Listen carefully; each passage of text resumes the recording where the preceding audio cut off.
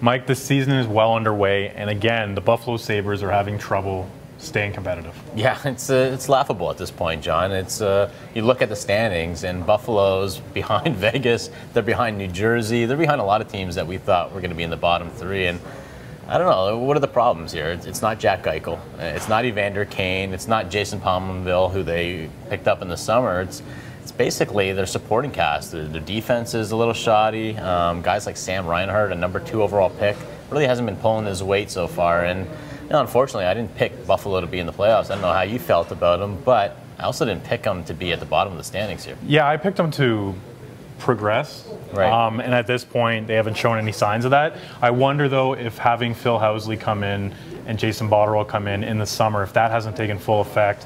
Because let's face it, most new coaches, it takes them a while to really get through to their players, and with systems and just on a person-to-person basis. Yeah, and I was there right before the season started talking to Phil Housley about what kind of system he wanted to play. And you got to remember, he came from Nashville, where you had arguably the best defense as a team defense in the NHL, and you had a lot of guys who were able to move up in the rush, be aggressive, and you know, he doesn't have the horses there in Buffalo. Like, obviously, you don't have a Subban, you don't have a Yossi, you don't have a Matthias Ekholm, you don't have a Ryan Ellis. A lot of teams don't have those guys, but they don't even have guys that are like that. So it might be kind of a situation where Housley's preaching a system that you just don't have the horses for. Well, and compounding the issue is that down the highway is the Maple Leafs, you know, everything's going great. Expectations have been blown out of the water if you think back to 12 months from now.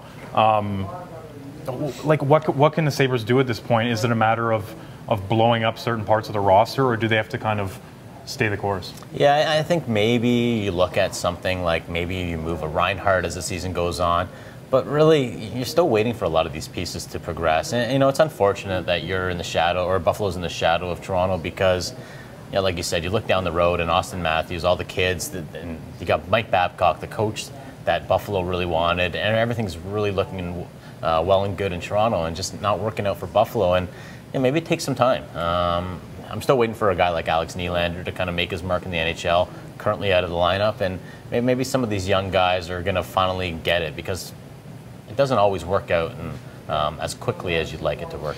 Yeah, and we're stressing here that it's very early, so we'll see what happens in Buffalo. For Michael Trakos and Post Media, I'm John Mattis.